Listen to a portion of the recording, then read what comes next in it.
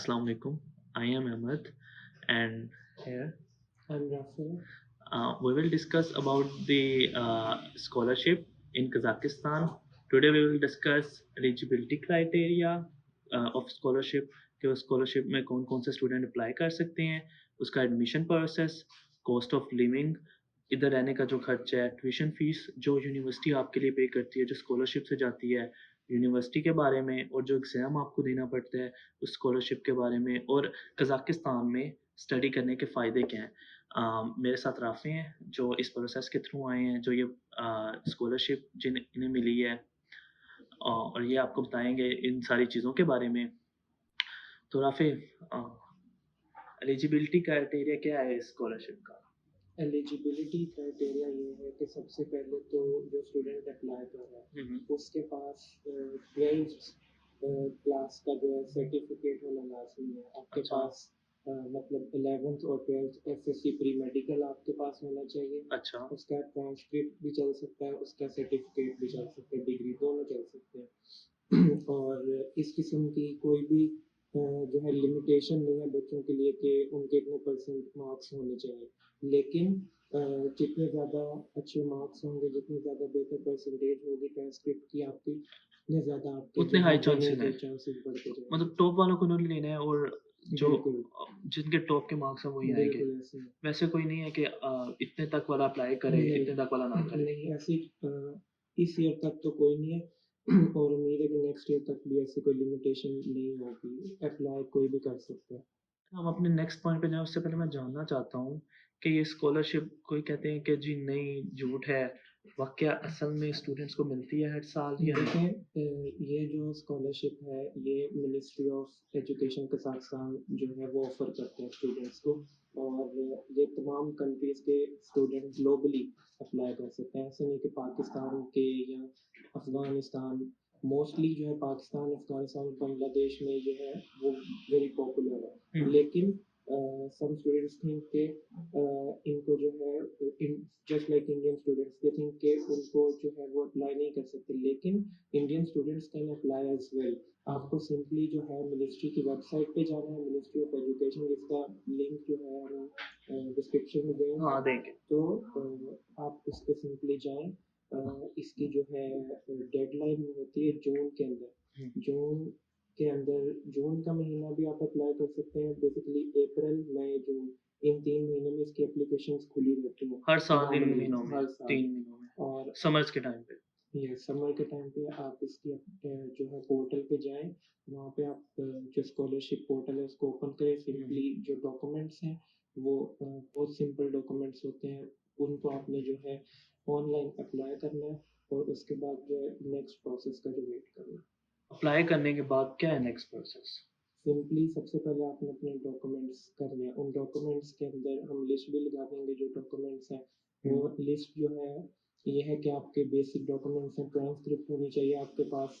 उसके बाद आपके पास जो अंडर ग्रेजुएट प्रोग्राम्स हैं उनके लिए आपको इंग्लिश प्रोफिशिएंसी सर्टिफिकेट रिक्वायर्ड नहीं है, लेकिन मास्टर्स और पीएचडी के लिए जो है आपको इंग्लिश प्रोफिशिएंसी रिक्वायर्ड है। वो आइल्स आइल्स और टोफल आपको ये टोफल अप्लाई और कर अब सकते तो हैं। एक और टेस्ट भी है, ओईटी भी दे सकते हैं इनकी जगह पे। ओईटी दे सकते हैं। इसके अलावा जो डॉक्यूमेंट्स हैं उनके अंदर सिंपल आपका मेडिकल सर्टिफिकेट होता है, उसके अंदर एचआईवी, हेपेटाइटिस हाँ। और एक्सरे चेस्ट वगैरह ऐसे डॉक्यूमेंट्स स्कॉलरशिप के लिए ये मेडिकल पहले करवाना ये होता है? आपको मेडिकल पहले करवाना है, और अच्छा। ये भी रिक्वायरमेंट्स में है वो हम मेंशन कर देंगे। और ये जो है बेसिक डॉक्यूमेंट्स हैं, बिल्कुल आपको पासपोर्ट चाहिए होगा इसके लिए। पासपोर्ट जो है उसके थ्रू आपने अप्लाई करना है। पासपोर्ट के अलावा आइडेंटिटी डॉक्यूमेंट भी चल सकते हैं, लेकिन जो पासपोर्ट है वो प्रेफर्ड है कि आप पासपोर्ट के थ्रू ही अप्लाई करें।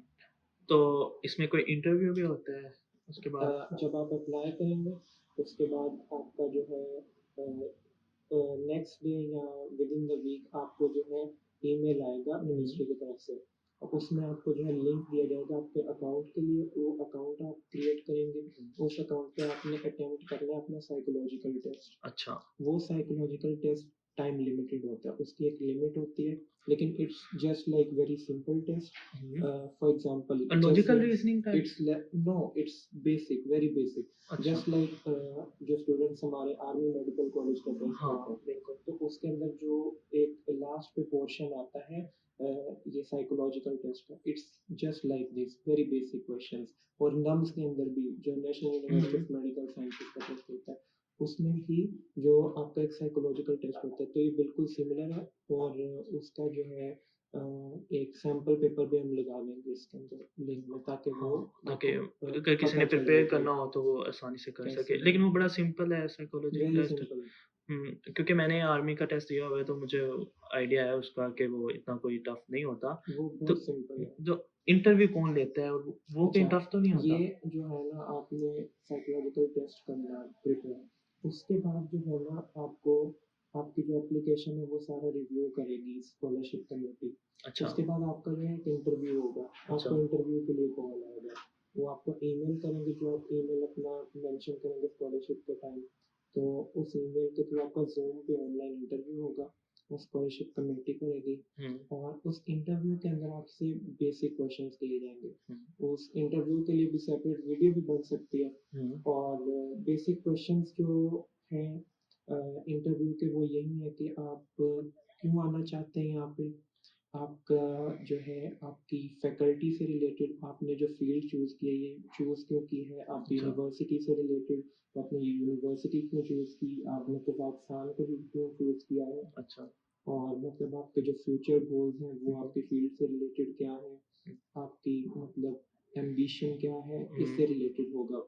आपको सब्जेक्ट से रिलेटेड जो है आपकी जो फील्ड है, अगर आप फॉर एग्जांपल मेडिसिन के स्टूडेंट्स अप्लाई कर रहे हैं, तो उनको पता होना चाहिए कि क्यों वो मेडिसिन में अप्लाई क्यों कर रहे हैं, तो वो आपको इस बेसिस पे जज करेंगे इंटरव्यू में। लेकिन इंटरव्यू में ऐसे क्वेश्चंस कोई नहीं पूछे जाएंगे related to biology, chemistry, physics, ऐसा कुछ नहीं पूछा जाएगा, सिर्फ बेसिक इंटरव्यू। क्योंकि ये क्वेश्चन तो आपने अपने टेस्ट में क्लियर कर लेने होते हैं ना? टेस्ट इसका कौन सा होता टेस्ट में भी आपका सिंपल साइकोलॉजिकल टेस्ट है और इंटरव्यू है, इसी बेसिस पे होगा। है? बाकी जो जजमेंट है वो आपकी जो ट्रांसक्रिप्ट है एफएससी की, जो 12th ग्रेड का आपका, उस बेसिस पे होगा। मतलब वो मार्क्स पे आपको करेंगे? बिल्कुल ऐसे ही है। एज सच कोई अलग स्कॉलरशिप के लिए उन्होंने टेस्ट नहीं रखा होगा? बेसिक इसमें 3 चीज़ें देखी जाती हैं। हम्म जो पहली चीज़ है वो ऑफ कोर्स आपकी जो 12th है, हम्म और फिर उसके बाद जो है आपका इंटरव्यू, हम्म। और फिर जो है आपका साइकोलॉजिकल टेस्ट। वंस आपका जो रिजल्ट आउट हो जाता है, कि आप आपको सिलेक्टेड हैं जी, स्कॉलरशिप के आपको लिए? ईमेल भी आएगा, और जो वेबसाइट है उस पे लिस्ट भी मेंशन करती तो जाएगी। आपने इधर 2 साल गुजारनी है, जी, मतलब थर्ड सेमेस्टर है, दूसरे साल में है, जी। तो क्या वर्थ है इस स्कॉलरशिप की? इज इट देखिए, really worth it? yeah, it's worth it. Because if you want to be independent, अगर आप चाहते हैं कि आप अपनी फैमिली के ऊपर बर्डन ना बने, तो it's really worth it for these hardworking students. क्योंकि ये जो है, मैं समझता हूँ कि आप किसी हद तक इंडिपेंडेंट हो सकते हैं अगर आप ये स्कॉलरशिप अवेल करें। 100% आप इंडिपेंडेंसी ले सकते हैं।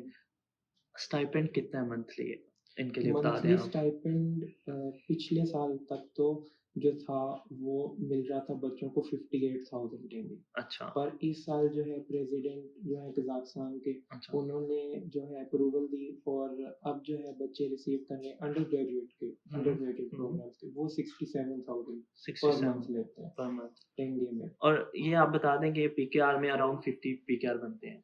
ऑलमोस्ट और मैं सेल्फ पे हूँ, तो मैं ये सारी यूनिवर्सिटी की फ़ी पे कर रहा हूँ, और मेरे हिसाब से ये scholarship in 5 years with stipend and no fee, ये पीकेआर 1 करोड़ वर्थ करती है। करती एग्जैक्टली है? More than 1 crore, more than 1 of crore. Course.